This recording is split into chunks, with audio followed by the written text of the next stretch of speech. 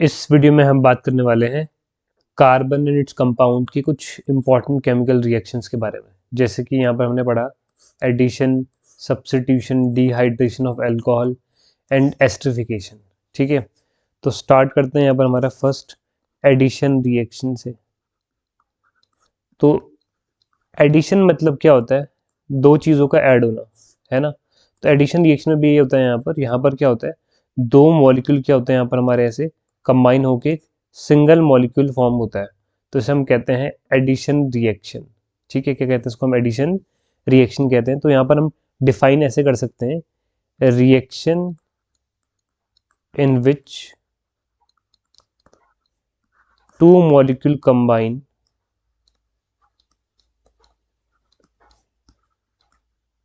मतलब जुड़ना,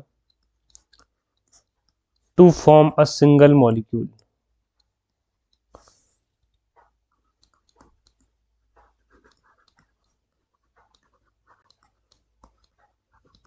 is called addition reaction. तो जहां पर क्या होता है, दो मॉलिक्यूल जुड़ के एक मॉलिक्यूल बनाते हैं, उसे हम क्या कहते हैं? एडिशन रिएक्शन कहते हैं। अब जैसे कि इसका एग्जांपल हो जाएगा यहाँ पर, जब हम क्या करते हैं यहाँ पर एडिशन रिएक्शन दिखाती हैं एल्कीन्स। जैसे कि यहाँ पर मैंने ले लिया यहाँ पर ये इथीन का मॉलिक्यूल है, यहाँ पर CH2 डबल बॉन्ड CH2। ठीक है, तो यहाँ पर ये हो गया हमारा यहाँ पर इथीन मॉलिक्यूल। अगर हम इसका हाइड्रोजनेशन करें, यानी कि हाइड्रोजन से रिएक्शन कराएं, तो यहाँ पर ये हाइड्रोजन हो गया, तो हमारा बन जाता है यहाँ पर ethane molecule CH3 single bond CH3। तो यहाँ पर इथीन से हमारा बन गया इथेन। तो यहाँ पर क्या हो, देखो इथीन और ये हाइड्रोजन गैस, इन दोनों का एडिशन हुआ, इन दोनों का, और यहाँ पर बना एक सिंगल मॉलिक्यूल। तो एडिशन हो रहा है ना यहाँ पर दोनों का, तो इसको कहते हैं एडिशन रिएक्शन। अब ये रिएक्शन होती कैसे, अगर इसको समझना चाहें हम तो कैसे समझ सकते हैं कि हम कैसे इथीन का हाइड्रोजनेशन कर रहे हैं। तो इसको हम ऐसा एग्जाम्पल मैं समझाने के लिए कर रहा हूँ, इसको आपको लिखना नहीं है, सिर्फ ये एग्जाम्पल लिख के आना एग्जाम में। अब इसको समझना हम ऐसे समझ सकते हैं कि यहाँ पर ये हमारा इथीन है CH2 डबल बॉन्ड CH2। अब यहाँ पर H2 आया, H2 मतलब H के दो आइटम है यहाँ पर, तो एक H इधर लिख दो, एक H इधर लिख दो। अब करना क्या है यहाँ पर हमें, कि यहाँ पर क्या करेंगे कि मान लो कि ये बॉन्ड टूट गया, ठीक है, और यहाँ पर ये भी बॉन्ड हाइड्रोजन का आपस में टूट गया। तो इस कार्बन का देखो, ये कार्बन था पहला और दूसरा, दोनों का एक एक बॉन्ड टूट गया ना, तो ये बनाएगा इससे बॉन्ड, ये बनाएगा इससे बॉन्ड। तो क्या बना, दो हाइड्रोजन पे पहले से थे, एक और आ गया, तो कितना हो गया यहाँ पर CH3 सिंगल बॉन्ड, दूसरे वाला भी ऐसे ही हो गया, दो और एक तीन, तो CH3, तो इथेन बन गया। तो ऐसे करके यहाँ पर क्या हो रही है हमारी, जो यहाँ पर ये रिएक्शन यहाँ पर ऐसे करके वो हो रही है यहाँ पर। ठीक है, इसे हम कहते हैं हाइड्रोजनेशन रिएक्शन कहते हैं। ठीक है,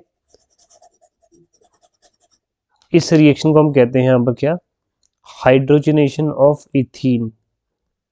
तो आपको ये याद रखना है, हाइड्रोजनेशन मतलब हाइड्रोजन का एडिशन, क्लोरीनेशन मतलब क्लोरीन का एडिशन। यहाँ पर हम जैसे हमने यहाँ पर हाइड्रोजन से रिएक्शन कराई, वैसे ही यहाँ पर हम यहाँ पर और चीज़ों की रिएक्शन कर सकते हैं, हाइड्रोजन की या फिर क्लोरीन गैस की या तो ब्रोमीन की, ऐसी एडिशन हो सकता है। ठीक है, तो यहाँ पर ये हो गया हमारा एडिशन रिएक्शन पहला। उसके बाद यहाँ पर हमारा आता है सेकेंड, सब्स्टिट्यूशन रिएक्शन।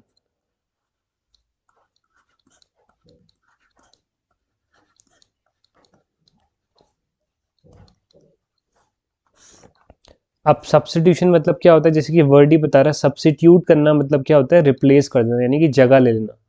तो सब्स्टिट्यूशन रिएक्शन में क्या होता है, in this reaction one atom substitute, या फिर हम जिसको कहते हैं रिप्लेस द अदर एटम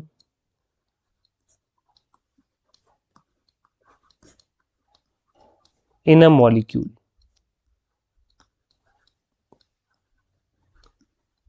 तो इस रिएक्शन में क्या होता है, एक एटम क्या करता है दूसरे एटम को, ठीक है, अनदर एटम, यहाँ पर मैंने अदर एटम लिख दिया, हाँ अदर या अनदर एटम को किसी मॉलिक्यूल में से क्या करता है, रिप्लेस कर देता है।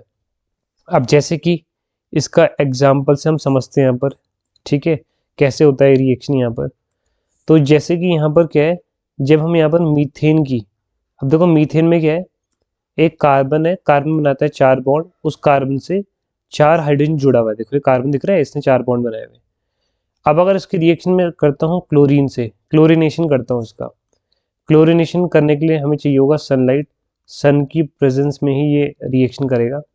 तो यहाँ पर क्या होगा, ये कार्बन के 4 हाइड्रोजन है ना, और एक Cl2 यानी कि 2 क्लोरीन है यहाँ पर, ऐसा है Cl सिंगल बॉन्ड Cl 2 है। तो एक एटम क्या करेगा, ये जो 4 हाइड्रोजन है इसमें से एक हाइड्रोजन की जगह ले लेगा। तो यहाँ पर कितने हाइड्रोजन बचेंगे, 3 बचेंगे, क्योंकि एक हाइड्रोजन बाहर निकल गया है, उसकी जगह पे कौन आ गया, क्लोरीन। तो यहाँ पर लिख देंगे हम Cl।